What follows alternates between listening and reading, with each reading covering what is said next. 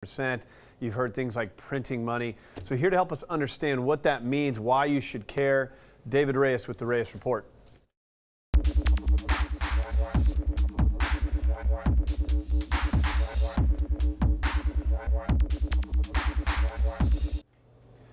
David, good to have you on the show. Let's start there. Let's start with the inflation topic. Tuesday ticked up a little bit. We've been warning about this for quite some time, but you're also hearing things like deflation and stagflation. It all gets very confusing.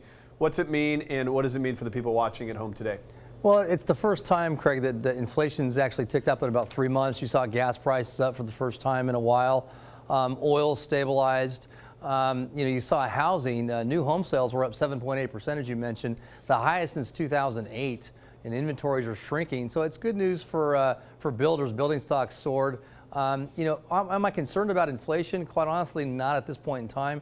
And it's mostly because of energy. I mean, if oil prices stay where they're at, I mean, we had oil in the mid 30s in the 2008. So that's kind of the bogey for the downside that I think is going to protect us against inflation. And you still have the world economy. Japan, China is reducing interest rates. Obviously the EU, the European Union started their tapering. So, my thoughts are, I think GDP growth is going to be lower in the next quarter. So, I think interest rates are probably going to fall. Markets really still poised for a drop. And I think you'll see bonds rally on that next fall in the market.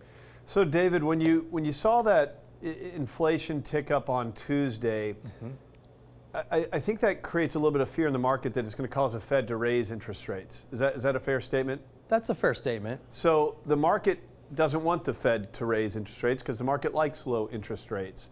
So if you're sitting at home right now and you're looking at your 401k plan or your overall financial plan and you're trying to gauge what are some of the things that you should do, what advice would you give in a market like we're in right now with short-term interest rates where they are, this confusion around inflation and all these other topics we continue to hit on Saturday mornings every day with you?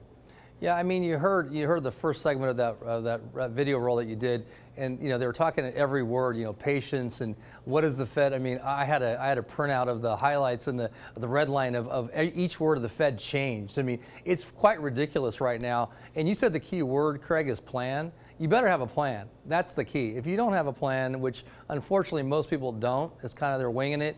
And we'll talk a little about 401ks here in a minute, but the key is, who knows what's going to happen. My whole opinion is that I'll see it when I believe it, Craig, when the Federal Reserve does raise interest rates. It's just tough to do with this inconsistent economy. You got numbers coming out every other day, Craig, that are different, that are counterintuitive.